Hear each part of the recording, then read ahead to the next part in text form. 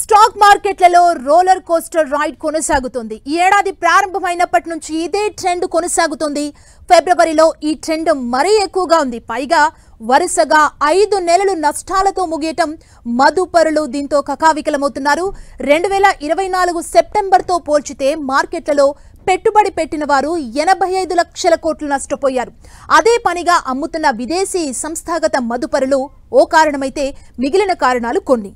1996 నుంచి చూస్తే ఇలా వరుసగా 4-5 నెలలు నష్టపోవడం 6 సార్లు మాత్రమే.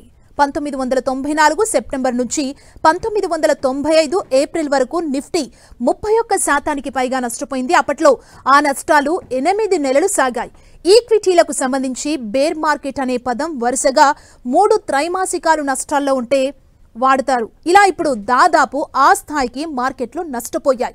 వీటికి కారణం చూస్తే అమెరికా అధ్యక్షుడు ట్రంప్ తీసుకొచ్చిన పన్నుల పెంపు, దీనికి సంబంధించి 3వ త్రైమాసికపు ఆదాయం నిరాశపరచడంతో మార్కెట్లలో ఈ ధోరణి కొనసాగుతోంది. దానికి తోడు ఎఫ్ఐఐలు వరుసగా తన మార్కెట్ల నుంచి అమ్మకాలే చేస్తున్నాయి. సెన్సెక్స్ సెప్టెంబర్ 27న 85,978 పాయింట్లకు చేరిన తర్వాత చూస్తే ఫిబ్రవరిలో ట్రేడింగ్ చివరి రోజున 73,159 పాయింట్లకు పతనమైంది. అంటే 12,819 పాయింట్లు నష్టపోయింది. నిఫ్టీ కూడా 26,277 పాయింట్లతో పోల్చితే 22,105 స్థాయికి పతనమైంది. అంటే గత 5 నెలల్లో నిఫ్టీ 4,172 పాయింట్లు నష్టపోయింది.